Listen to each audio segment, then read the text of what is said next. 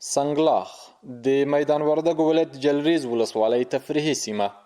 نرمه هوا، یخې اوبه، شنه بخملي فضا او د طبیعت له انګازو سره وږمینې خبرې چې د ښار له شوره ستړو شوو سیلانیانو ورته د آرام ساه اخیستلو په اند کډه راوړي.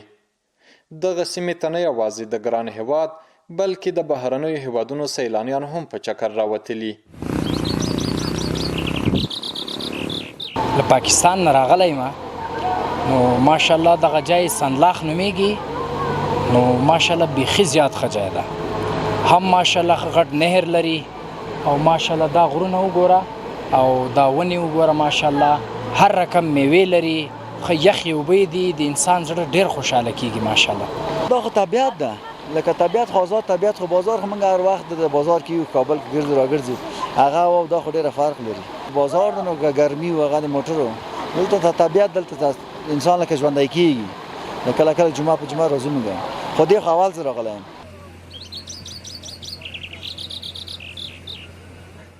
د زرګونه سیلانیانو کوربه سیمې سنگلاخ طبیعي ښکلا بېساري ده.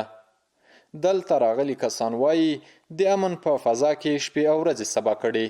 زیاتوي چې اوس د هر بهرني هیواد سیلانیان کولی شي د دغه ولایت سربیره د هیواد ټولو سیمو ته ولاړ شي.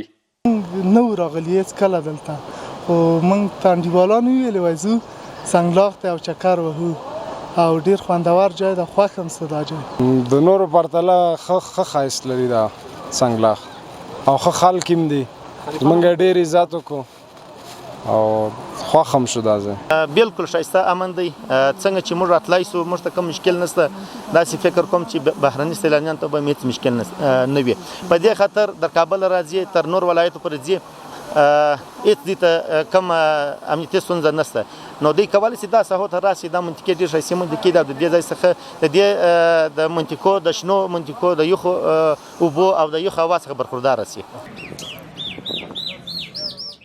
د دې سیمې د دنګو چنارونو سره د چڼچڼو نغمې چې د ستړي روح زخمونو ته د آرام پټۍ ورکوي، سیلانیان د هر څه له جنتي خوند کم نه بولي. زیاتوي د دغه ولایت هره سیمه ځانګړې ښکلاوې لري او له سیلانیانو غوښتنه کوي چې د خپل چاپیریال پاک ساتلو ته ځانګړې پاملرنه وکړي.